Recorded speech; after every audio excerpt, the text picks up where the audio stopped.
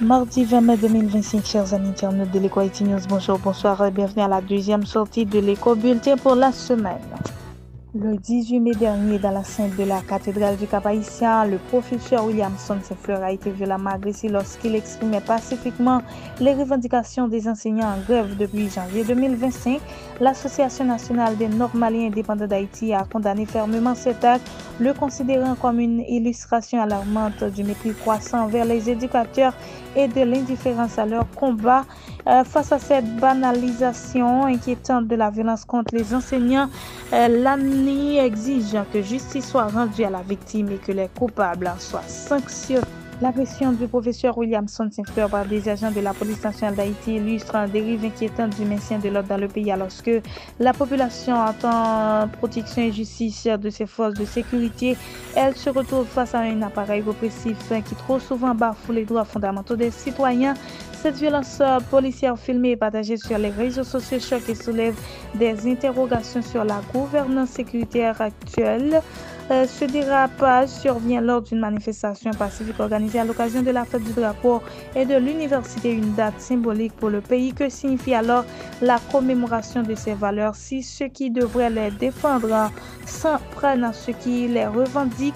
L'enseignant venu réclamer de meilleures conditions de travail s'est retrouvé victime d'un appareil répressif censé garantir l'ordre et la sécurité.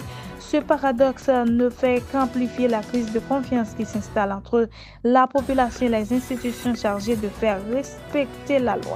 Dans un communiqué publié le 18 mai, la primature annonce que le Premier ministre Ali Didier Fissimi a effectué une visite au centre médico-social de Ouanamène le 16 mai dernier, où il a pris plusieurs engagements en faveur du renforcement du système de santé local.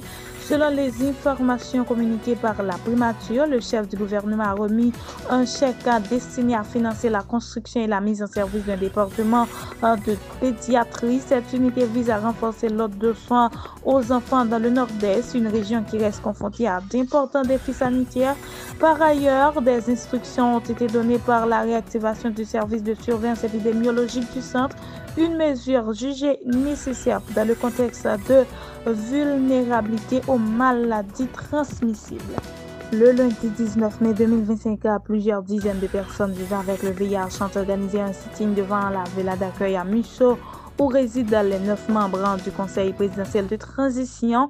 Cette initiative portée par l'organisation Housing Works AD visait à attirer l'attention des dirigeants sur la rupture d'accès au traitement antirétroviraux, une conséquence directe de la suspension de l'aide américaine.